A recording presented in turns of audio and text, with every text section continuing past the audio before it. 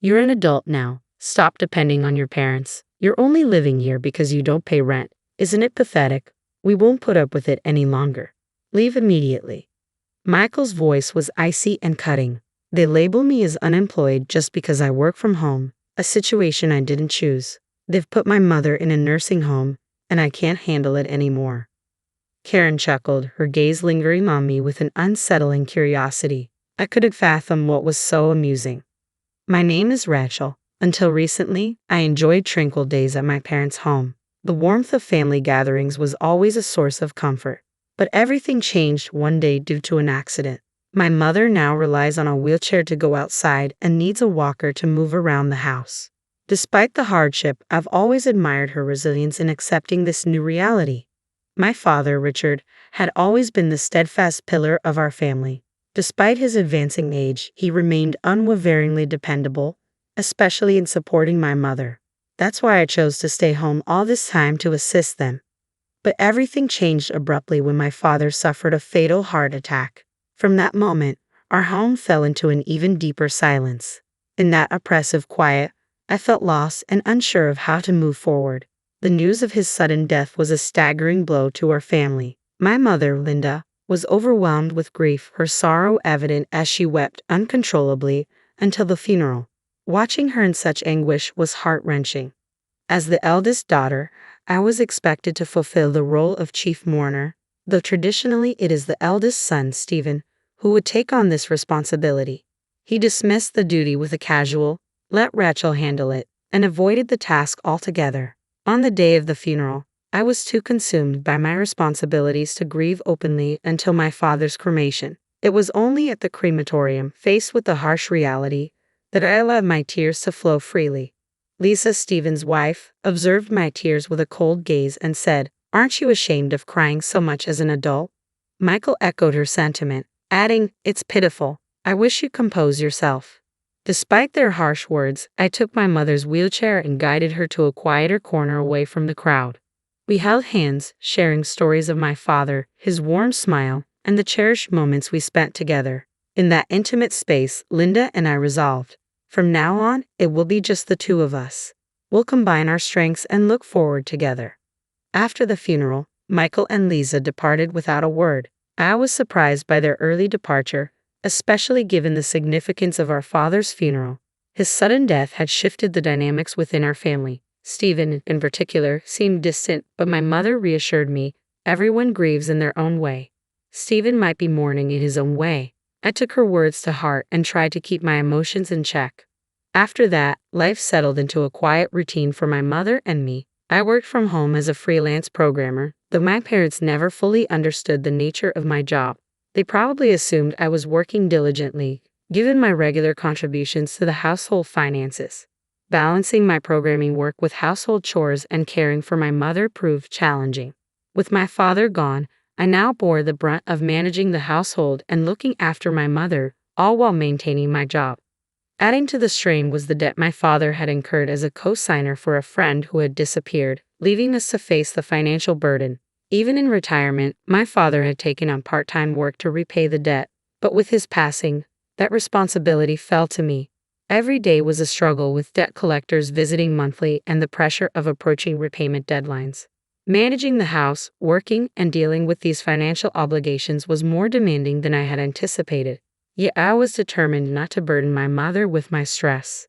Despite my exhaustion, I made sure to remain cheerful and supportive around her. Each time Michael visited, it felt like all my efforts were undone. Though his home is about an hour's drive away, he made the trip occasionally to check on Mom. However, his visits always seemed to come with criticism of my work. Still fixated on that keyboard job, he would sneer at my commitment to freelancing. "I've told you before, I'm making a decent living as a freelancer. Whether you approve or not, I'm charting my own course. Freelancing, honestly, just sounds like you're bragging," he would sarcastically remark. Michael was always seen as the ideal son, admired by everyone. Growing up, I was frequently compared to him, often just seen as Michael's sister. True to form, his visit began with petty criticism, but today he seemed to have something more serious to discuss with Mom. After a brief conversation, he quickly moved to her room. I was curious and discreetly watched what was unfolding. Inside, Michael, looking somewhat displeased, was expressing his concerns about my work. Isn't it because you've coddled Rachel that she hasn't taken on a proper job? Michael's voice was laced with clear dissatisfaction. Our mother, with a resigned expression, took a deep breath and replied, I may not fully understand the details of what Rachel does, but I believe she's chosen her own path and is giving it her best. If she's content with it, that's what matters to me. Michael's displeasure was evident. But isn't it partly your fault that Rachel's always stuck at home? For her sake, maybe it's time you consider moving to a senior living facility. At that moment, I felt a strong urge to defend my mother and assert my own choices. I chose freelancing for its flexibility and my passion for programming. Being able to support and spend time with my mother were important factors, but they were not the sole reasons. Without thinking, I opened the door and walked toward my mother, ready to confront the situation. I want you to know, Mom, that I didn't choose this path because of you. I chose this job because it's the right fit for me, I said firmly. Linda smiled, her eyes full of appreciation. I know you didn't choose this just for me, Rachel. Catching Michael's surprised expression out of the corner of my eye, I continued, I've never seen you as a burden, Mom. My mother responded by gently squeezing my hand, and in that moment, I felt our connection strengthen more than ever. Rachel, thank you. I'm deeply grateful for all the care you've given me, but I wish you could have more time for yourself. Her words made tears well up in my eyes. Rachel, you're an adult. You should be exploring the world beyond this house. There's no need to be confined here, Michael said, his tone stern yet tinged with concern. After escorting me out of the room, he started discussing moving our mother to a senior home. Before long, the decision was made for her to relocate. The house felt unbearably quiet and empty compared to the days when our family was together. When I visited Mom at the senior home, I found some relief in seeing her enjoy her new friendships. Still, I couldn't shake the frustration of Michael making such a significant decision without consulting me. One day, I received an unexpected call from Michael. Keep Sunday free, he ordered abruptly before hanging up. His overbearing attitude was becoming too much for me. On Sunday morning, Michael and his wife, Karen, showed up at my door. As soon as they entered my room, Michael made a surprising proposal. Don't you think this house is a bit too large for you, Rachel? Karen added with a smile. Actually, we're considering moving in here. Could you find somewhere else to stay? I was stunned and could only manage a stunned, what? Michael continued, you've been depending on our parents even as an adult. You stay here because you don't pay rent, and that's not acceptable. You need to move out. Karen stood beside him, wearing a smirk. A surge of emotions welled up inside me, but I managed to reply, fine, I'll move out. But from now on, stay out of my affairs.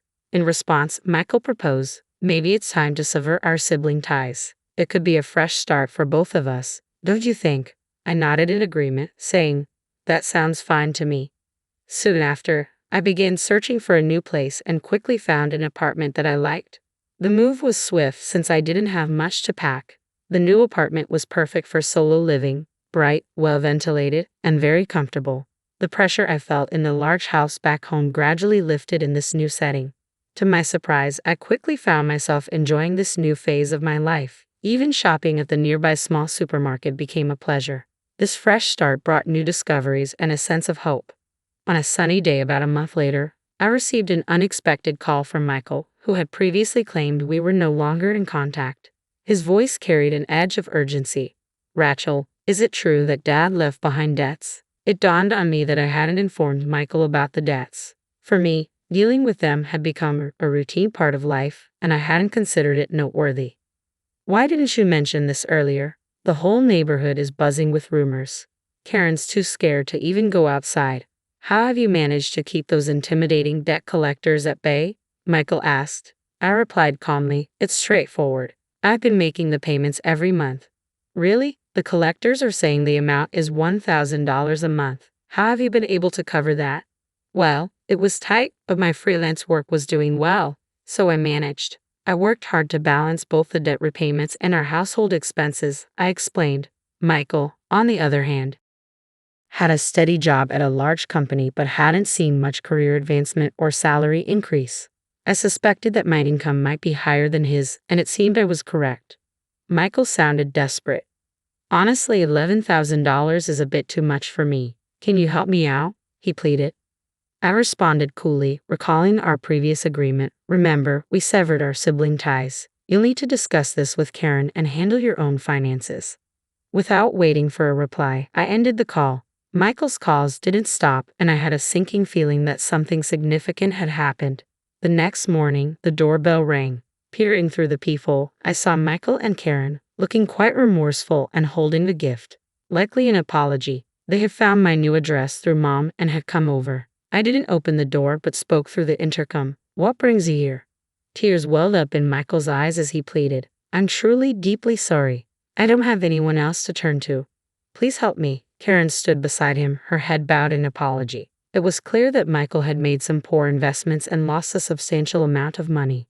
Their plan had been to take over the family home, reduce living expenses, and use her father's inheritance to repay the debts.